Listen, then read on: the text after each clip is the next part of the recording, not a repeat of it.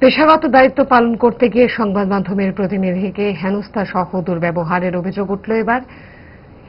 এমনই অভিযোগ উঠল ঊনকোটি জেলা হাসপাতালের চিকিৎসক ডক্টর ডি.কে. পালের বিরুদ্ধে। গত রাতে এই অনভিপ্রেত ঘটনার শিকার হন কৈলাসহর জার্নালিস্ট ক্লাবের সহ সম্পাদক শুভঙ্কর দাস। তিনি হাসপাতালে খবর সংগ্রহে গেলেন। অভিযুক্ত চিকিৎসক সংবাদ প্রতিনিধির সঙ্গে দুর্ব্যবহার করেন বলে অভিযোগ।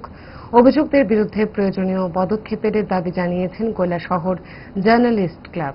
আজ জেলা স্বাস্থ্য আধিকারিকের সঙ্গে দেখা করে এই দাবি জানান তারা। ঘটনা তদন্ত করতে 48 ঘণ্টার সময় বেঁধে দিয়ে আসেন সংবাদ প্রতিনিধিরা। ঠিক কি ঘটেছিল হাসপাতালে, কি অভিযোগ কৈলাসহর জার্নালিস্ট ক্লাবের, শুনব। নমস্কার। আমার সভাপতি যেটা বললেন যে কালকে এই টাইমে একটা ফোন যায়, এইভাবে আমাদের কাছে ফোন যায় যারা সাংবাদিকতার কাজ করে। তো যথারীতি উনি জেলা হাসপাতালে এসেছেন নিউজ কভারেজের জন্য। তো চিকিৎসক উনাকে বলেছেন যে নিউজ করা যাবে না এবং কৈলাসহরের কোনো সাংবাদিক এই নিউজ করতে পারবে না।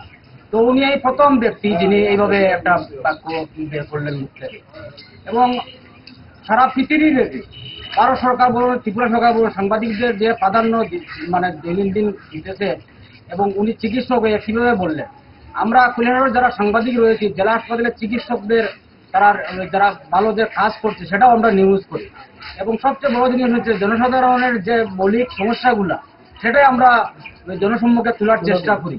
এই ক্ষেত্রে উনি যে আমাদের যে মানে সাংবাদিক শুভঙ্কর দাসের সঙ্গে যে অসভ্যভাবে ব্যবহার করেছেন সেটা নিয়ে আমরা আজকে জেলা হাসপাতালের ভারপ্রাপ্ত সিমোর কাছে আমরা একটা লিখিত অভিযোগ দিয়েছি কৈলাসহর জার্নালিস্ট ক্লাবের পক্ষ থেকে। আমরা যদি যথারীতি বিচার না পাই তাহলে আমরা অনির্দিষ্টকালের লাগে আন্দোলন করতে বাধ্য হব। ভালো খাবার দেখে অম্বলের কথা মনে পড়ে, তার সমাধান 5 দশক ধরে গ্যাস, অম্বল ও পেটের সমস্যার একমাত্র সমাধান গ্যাস নল।